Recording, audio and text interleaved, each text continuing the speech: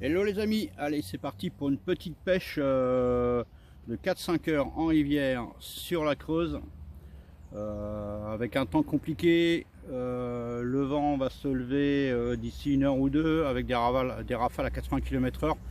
Donc il a fallu choisir un poste où il n'y a pas trop d'arbres au-dessus pour une question de sécurité.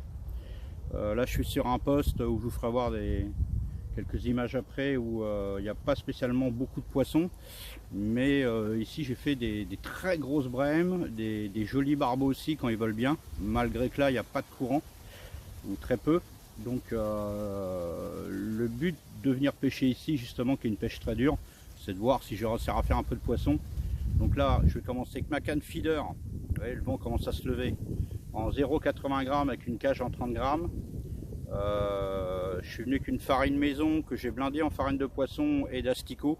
Je vais commencer avec un montage avec un hameçon en 14 avec un bouquet d'asticots, voir déjà ce qu'il y a du gardon, des choses comme ça.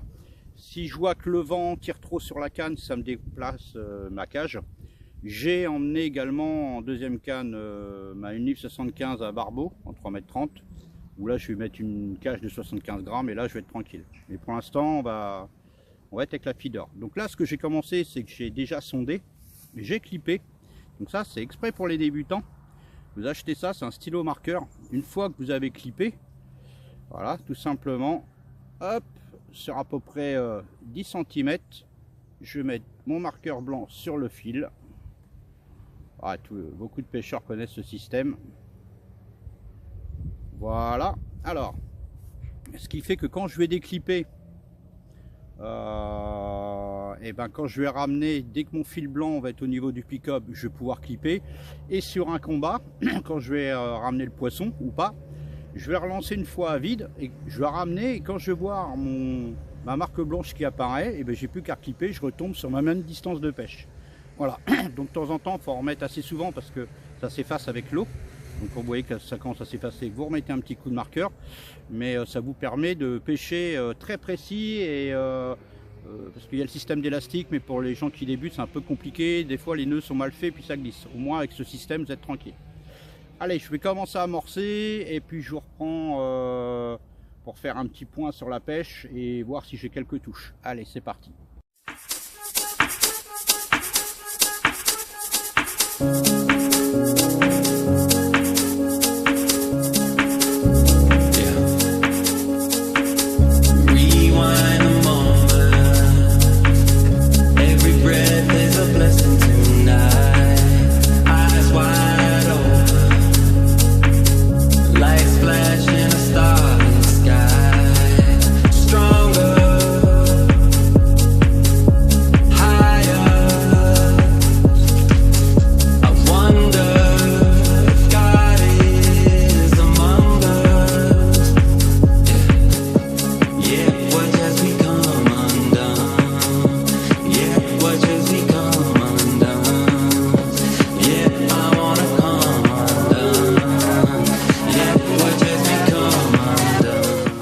Bon, bah les amis, la pêche est très compliquée, là ça commence à souffler.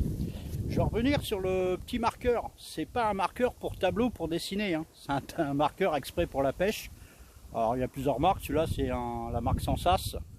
Vous le trouverez dans les Pacific Pêche, peut-être les Décathlon aussi. Vous avez plusieurs couleurs, mais voilà, n'utilisez pas un marqueur feutre ou comme ça, hein. C'est exprès pour la pêche. Donc pour l'instant, j'ai fait quelques brèmes. Un beau barbeau, alors sur la canne à feeder, je me suis régalé. Donc j'ai réussi à trouver le montage, donc les asticots j'ai abandonné, donc la cage n'a pas changé, j'ai rallongé le bas de ligne et sur un cheveu je mets 2 maïs doux. Voilà, ça part que sur là-dessus pour l'instant. J'ai même essayé aux méthodes avec des pelets, un simple maïs pour l'instant. Voilà, ça part sur des grosses bouchées comme ça. J'ai pris le barbeau voilà, avec ça. Donc le banning il est en 25 centièmes. La canne à feeder c'était un régal avec sa réserve de puissance. Mais là je suis clippé à peu près 50 mètres, je suis à 3 mètres de la berge d'en face. Apparemment le vent les repousse en face, il y a une espèce de cassure.